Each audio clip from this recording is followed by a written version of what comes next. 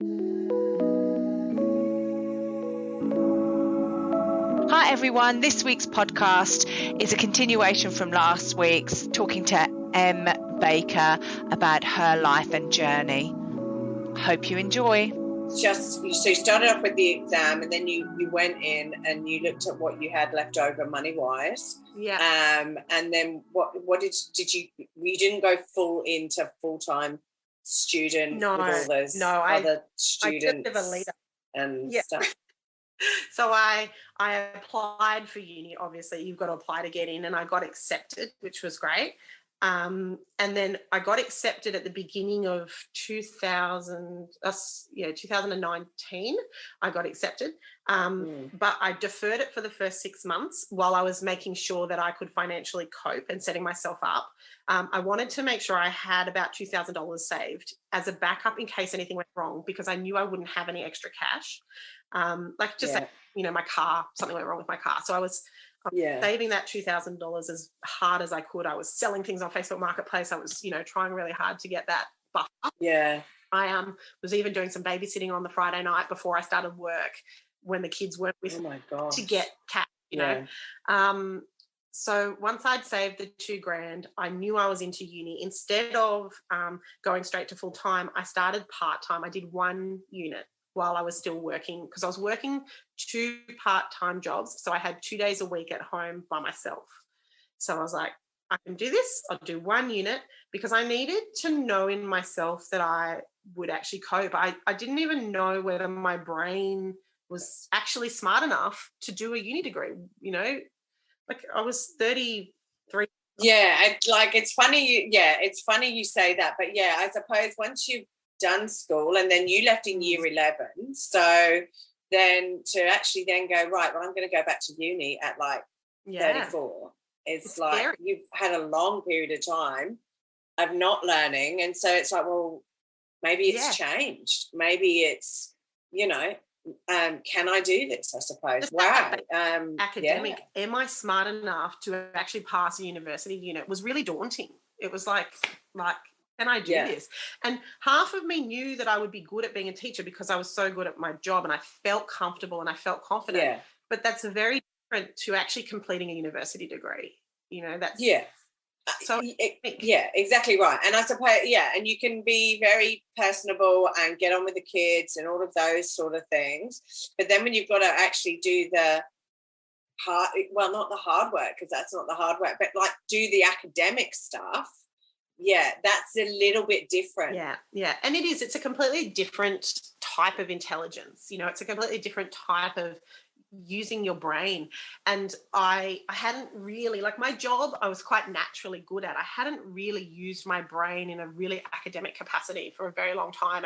And to be honest, I didn't do super well at school because I was rebelling. I wasn't engaged. So I'd never really done some significant academic work. So I was worried, I was scared, and I didn't want to throw my whole life away without knowing that it was actually achievable. So what did you tell yourself to get through? Because some people would be scared and go, I'm scared, I'm just not going to do it. Yeah. I think for me, the catalyst to actually get me over that hump of fear was that I almost felt like I didn't have a choice. Knowing that when my youngest son turned 8, that I literally would not be able to give my kids a safe lifestyle was really scary. And I thought, I have to do this for us to get somewhere. I have to do it for them to be safe, and I have to do it for me. I've spent 14 years, raising kids and being a parent and a step parent, and I haven't done really anything for myself. I've had part-time jobs, but nothing that was significantly I did for me. That was my career and my life. Meanwhile, the male counterpart that in my relationship and also in my friends' relationships, I can see all of them streaming ahead with their careers and their educations. And so many of us stay home and raise our kids and work part-time, and we don't progress. And I really looked at myself and I went, I want this for me, and I need this for our kids and for our safety. And that was enough to get me over that fear, to at least try it. Yeah, look, and I've got to say to you, I completely agree. I think single mums and single dads are a wasted resource, because we are very good at multitasking because we have to. You know, at the end of the day, we've got 3 kids, 8 kids, 2 kids. You know, we're running a household, we're managing a job, getting the kids to school, packing lunches, managing budgets, all of those things on our own. And, you know, we're a fantastic resource for going out into the workplace. And also, you know, why, if you have kids, should your life stop? You should be able to go out there and do things. And I suppose you had a very, very good why you needed to push yourself and go for it. And I suppose it is all around, well, what is your why? Why do you want to do that? I mean, why do I do the podcast that I'm doing? Because I want to help people, and I've been in dark, horrible, nasty places, and I want to be able to say, hey, I've been there, but there is hope. There's people like yourself, Em, and me that have gone through this, and we've got out the other side, and we're still saying people, and you know, our kids are happy and thriving. So and just because your life doesn't end up the way that you had thought it would, you know, doesn't mean that you can't be amazing. You can't have a thriving, fantastic, rewarding life, even though you might be doing it by yourself, or you might, you know, have ended up with a different partner than you thought you would, or you might not have the life that you expected to have when you were younger, or that your family expected you to have. You know, I think that was a big realization for me, is that disappointment that I felt sometimes from my family, that I didn't live up to that expectation of what they thought I was going to be, and having to shed that and live my life for me, and feel rewarded by the stuff I was doing, even though it didn't meet the expectations of, you know, possibly my family and society, you know. But in a way, I look at it and go, it's about what your life meets your expectation, because at the end of the day, you are the most important person in your life, and so it's about, are you happy? And can I be proud of myself at the end of the day? Did I today be the genuine, honest person that I want to be in my life? Did I achieve something that I wanted to achieve? And, you know, most days I can say yes.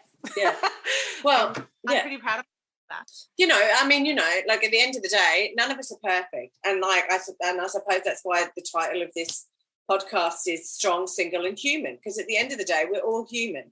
We all have off days. The kids push buttons. We're tired.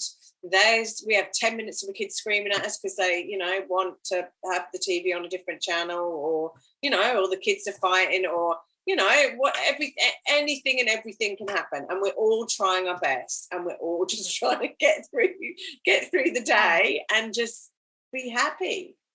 The amount of people I have say to me, like, and it happens a lot because I live in an area where there's not very many single parents, and if they are, they're often remarried. So there's a lot of there is quite a lot of blended families, but not many like single mums, especially with 3 kids.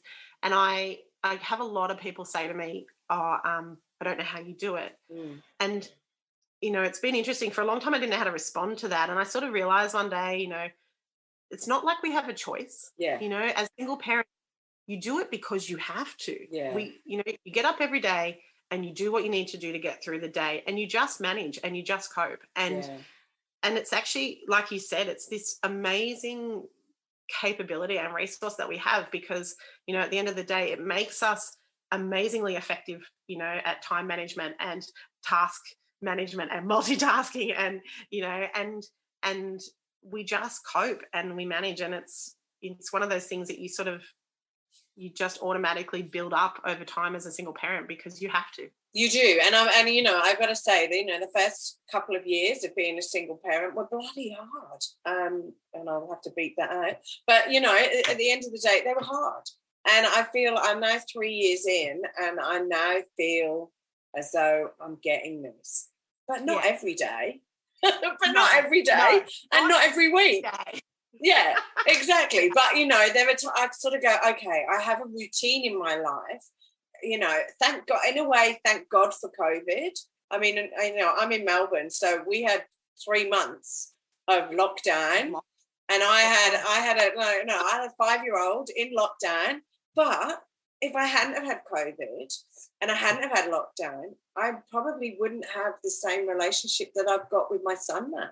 So, you know, that every cloud has a silver lining. And although if you'd have spoken to me in lockdown during COVID with my 5-year-old, there were days where I was just like, okay, you need to watch TV all afternoon because I've got work to do and I'm just can't cope with this. So I'm tunneling into work. You can do TV But things like that, things like coping mechanism and accepting coping mechanisms, I think that's a fantastic thing that we've gained from COVID. You know, knowing that it's okay if my son watches TV for a few more hours than I would have accepted before COVID. Yeah. It's actually such a healthy thing to have, you know. Yeah. I am no mum who is standing on my head, breastfeeding a baby, cooking cookies, and like, you know, I am not an Instagram influencer who is able to do all of that stuff. No, there are days where I sort of sit there and go, how am I going to get through the day? I'm tired. I've had 4 hours sleep because my son's been up and in my bed, and, you know, and I just go, how am I going to get through the day? I've got umpteen million meetings to do, podcasts to record and edit, and, you know, drop him at school, make lunch, you know, do all the things that, you know, we do, but you just do. And then, you know, at the end of the day, put him to bed. And yeah, that's definitely one thing that I love about being a single parent is I've really grasped the concept that I can't do everything. When I was in a relationship, I tried to be that perfect mum. I was very young, and so I don't think I had a realistic expectation. I also didn't have a lot of examples because of, you know, separated families and things like that I'd grown up in. So I really put a lot of pressure on myself to be everything. I wanted to cook every meal from scratch. I wanted to clean perfect magazine house. I wanted to be the PNC mum, which I still am, but I wanted to, you know, do it all. And I couldn't. And I broke myself and in turn, you know, contributed to the breakdown of my relationship because I just so desperately wanted to control and manage every aspect of our lives.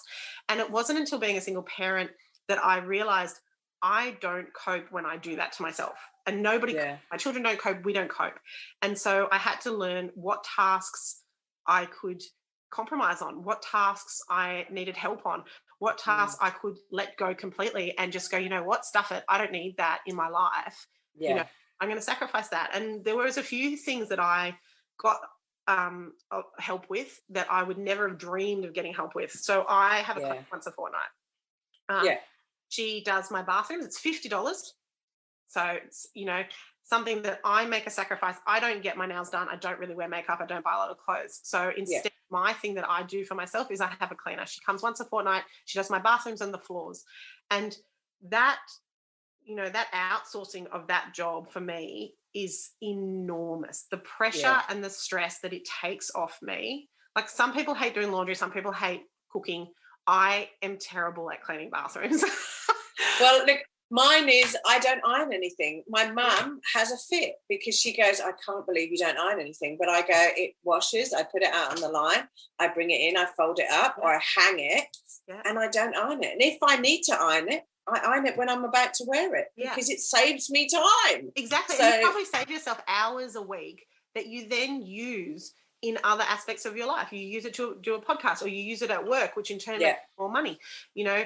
And I found I was much better off spending my time doing my uni assessments that in the long term would create us a better life than I was dressing and, you know, huffing and puffing cleaning a bathroom that I hated and that I did a terrible job of and that I would procrastinate doing and then create more mental load for myself because of the procrastination. You know, and it's just done. It just happens. It's done. And it's a beautiful, beautiful thing.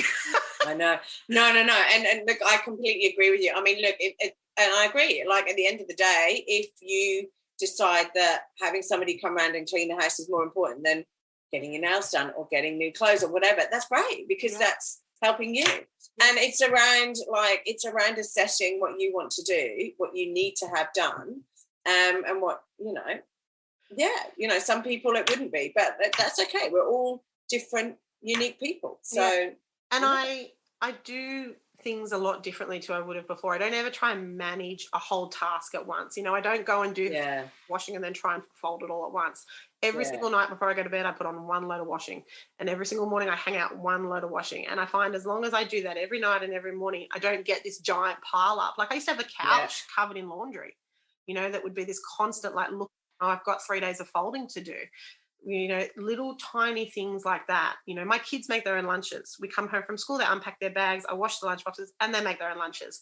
And that was like, I just had to get them to do that because it meant that I could cope better the following morning and I didn't have to, you know, there was just these little things that I slowly had to learn, you know, to manage and to cope with so that our life functioned better and was more, you know.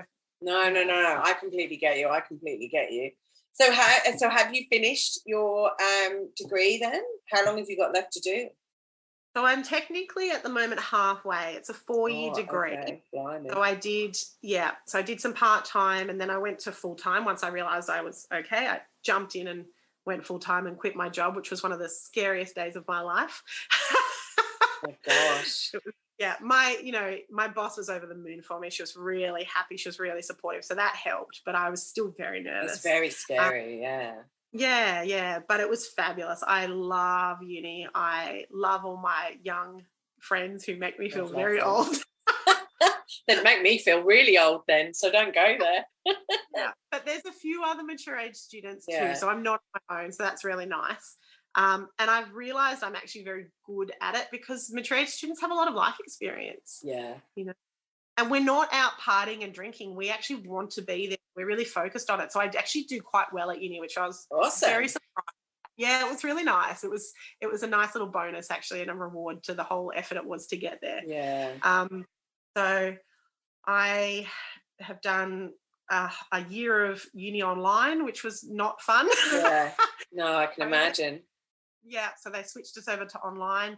I did it with, you know, homeschooling 2 kids and a preschooler at home. Yeah. So that was interesting. There was a lot of late nights last year because I was managing their homeschooling during the day and then having to do my uni work at night. Yeah. So that was a challenge, but we got there. Yeah. I ate a lot of berries, study snacks. So I've got 2 years left, this year and next year, and then I'll be done. And what do the kids think of you being a full-time student and not working? Like, mummy is a student. Yeah, I think in a lot of ways they actually enjoy it because I'm home more. Yeah. You know, instead of rushing to work every morning and being late home and then having to go to after-school care or be home by themselves, I'm home. My hours are a lot more flexible. Yeah. Which is really nice. They'll probably get a bit of a rude shock when I start doing prac. But in that respect, that was something I hadn't anticipated, and it was a really nice bonus, especially with my youngest starting school this year. It meant I can do most of the drop-offs and pickups because my uni is quite flexible, which was great. My daughter was really actually quite lovely. It was last year when we were all sort of stuck at home, and she was, you know, after one of my Zoom lecture classes, she said, "I love that you do uni, Mum. It looks so fun. You know, I'm so proud of you that you're going to be a teacher. It's so cool." Like, she sort of, you know, a few comments like that, and it made it really special for me. And really, and I suppose it's nice because the kids are seeing you do uni, and so, you know, it's not a scare. Like, and I don't know, like, I've never been to uni, so you know, hats off to you for doing it at the age you are, and you know, I've never done that, and you know, I've done a lot of courses and I've got a lot of qualifications, but I've never done the official degree thing. Yeah. But it must be good for the kids to see you do it, because if they see Mum do it, then, you know, there's a possibility that if they want to go and do something that requires a degree, they can go and do it. Well, in my education classes, I actually learned that, you know, when you fill out forms, they often ask you what your highest level of education is. Yeah.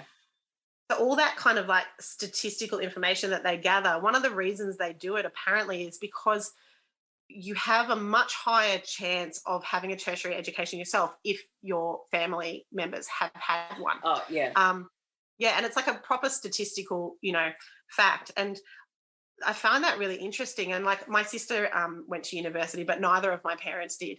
And feeling like in some way we're breaking that cycle or bettering our family and giving our kids a better opportunity by getting that education is, it's a really nice feeling, and it makes it worth some of the long nights. Yeah, I can imagine.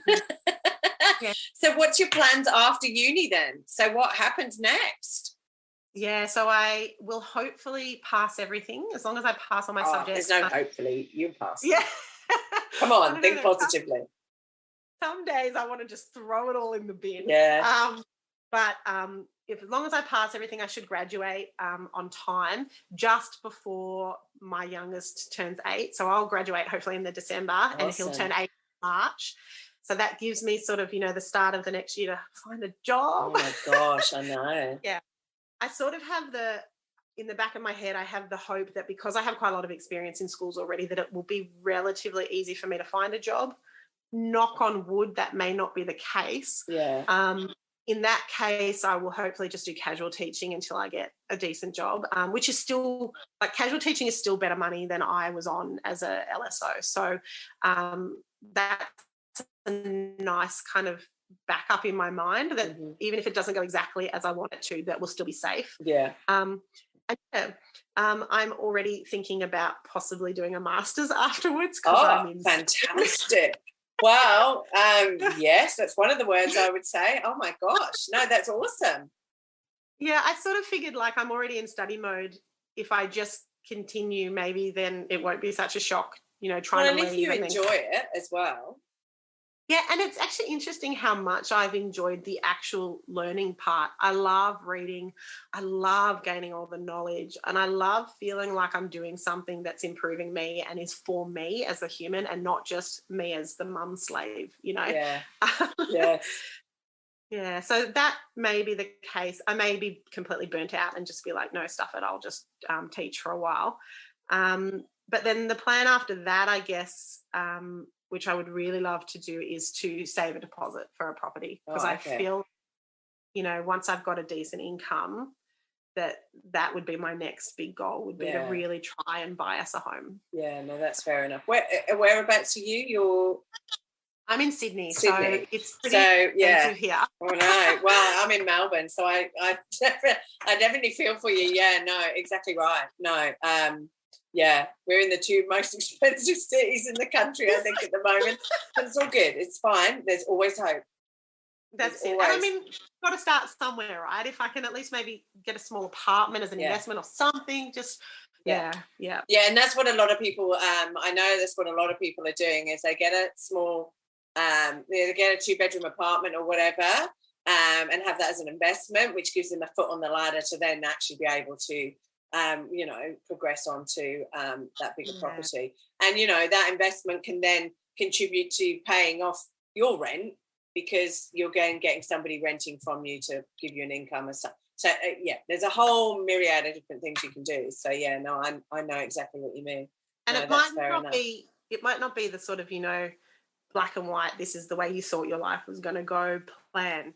But whichever path I end up taking, the long-term thing is eventually, hopefully, I will end up with a good career that I love and a stable home, for me and the kids, and that's all I can really hope for, and I'll be so happy if I can do that independently, and I'll be really proud of myself that. And I think you've done a fantastic job. You've come out of a relationship with nothing, and basically, strive to put your kids into an education and put you into education, and basically, survive, basically thrive, and you're thriving and surviving from like nothing, basically. And you the first to admit that it hasn't all been a bed of roses, but like it's fantastic. And it's easy to feel sorry for yourself too. Like, I've had those moments where I'm like, I look at a lot of my friends who have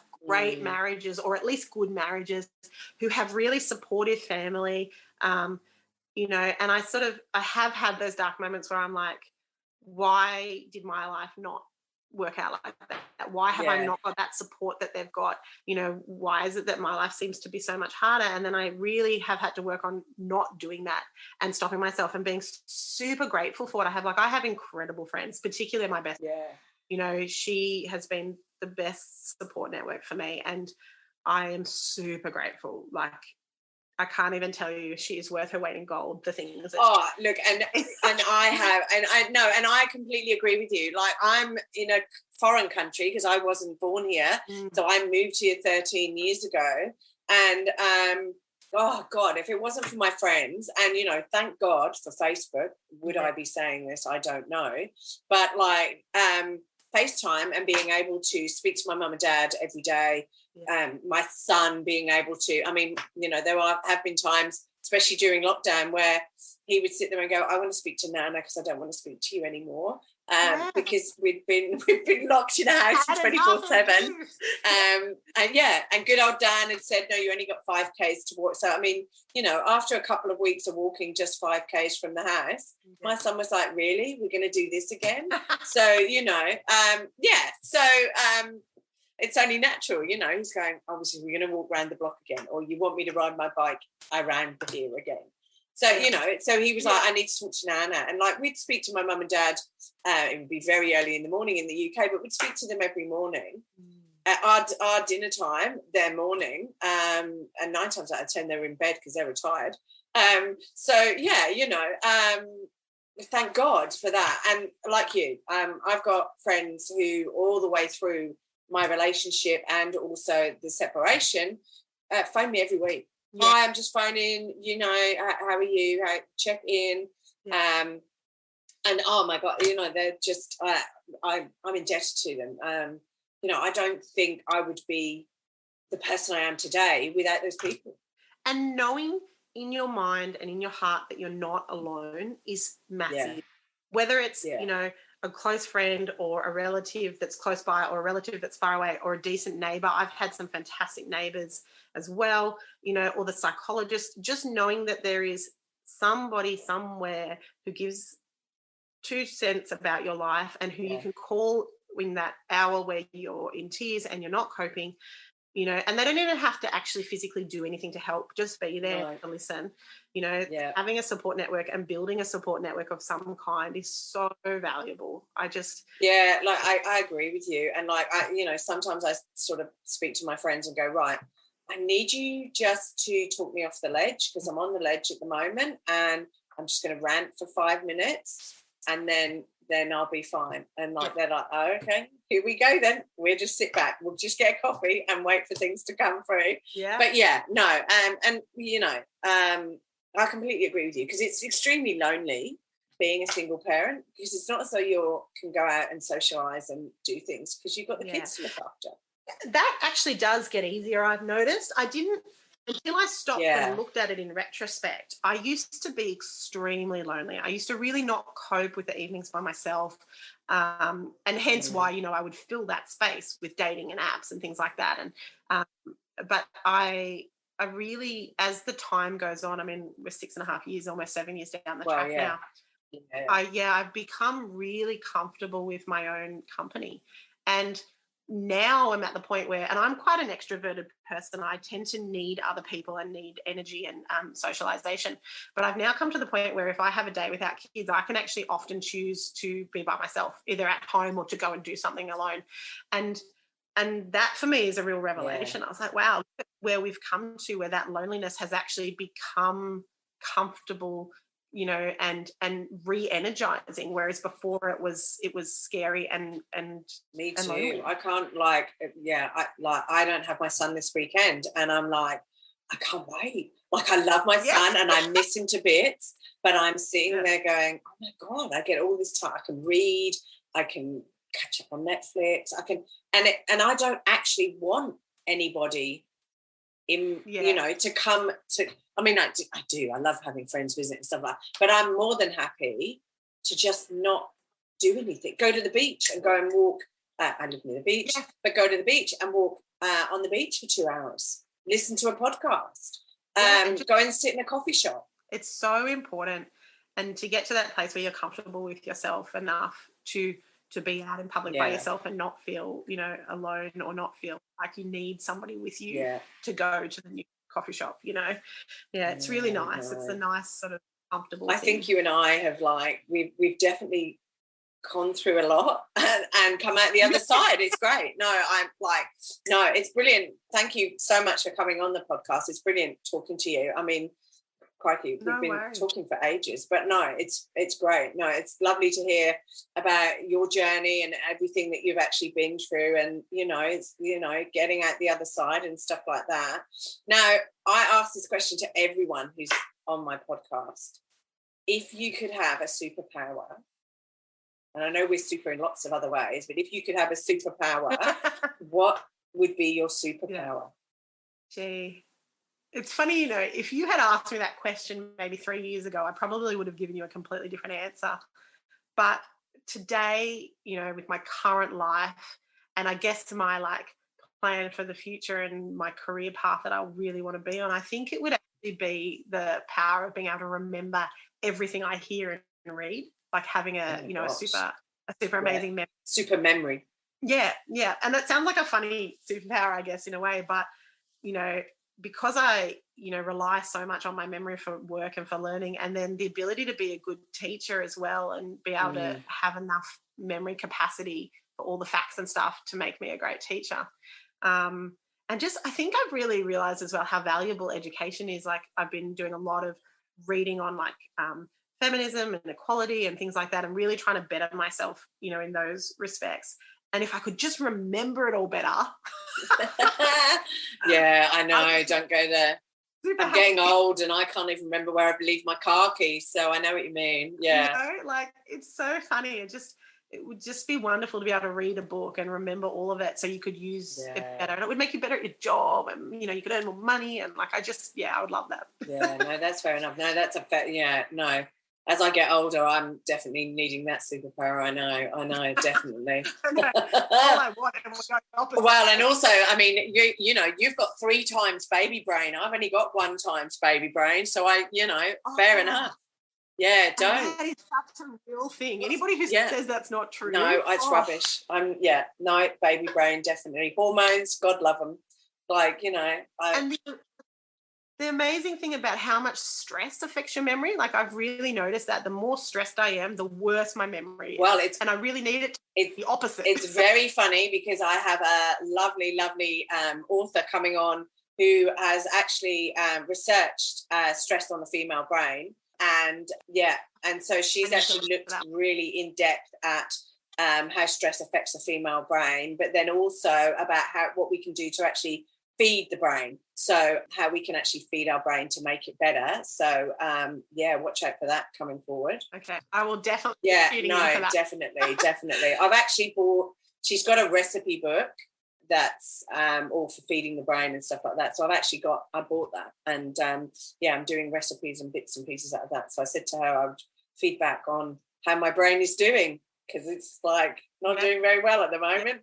But it's all good. No, it's brilliant. Look, thanks for coming on. It's been a pleasure talking to you. No, thank you so much for having me. It was really lovely. Anyone wanted to speak to you about anything that we've discussed, do you have any way of them getting in contact with you, or do you want them to contact me and I'll forward it on to you? How do you want to deal with that? Yeah, no, that's fine.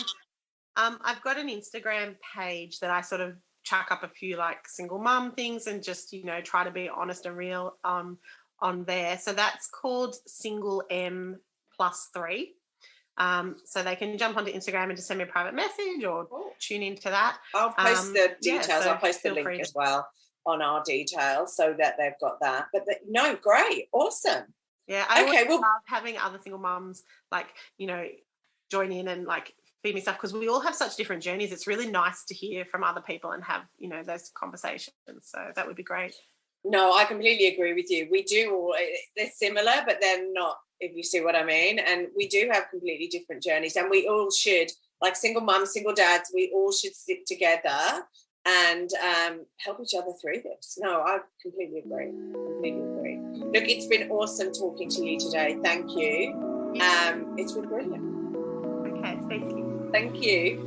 Bye. Hey everyone, thanks for listening. If you enjoyed this podcast and would like to hear more, please hit subscribe wherever you like to hear podcasts.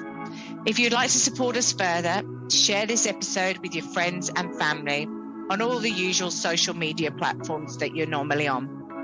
And finally, drop us a review on iTunes, as I'd love to hear your thoughts, comments, and ideas.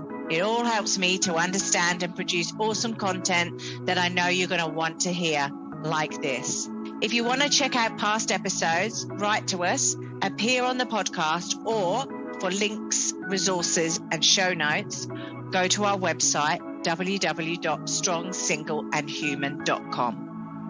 We are also on all the usual social media platforms, Insta, Facey, and Twitter. Have a wonderful week, and I hope to see you back here again soon. Be kind to yourself, and remember, no one's perfect, and we're all just putting one foot in front of the other and doing our best. I'm Claire Martin, and you've been listening to the Strong, Single, and Human podcast.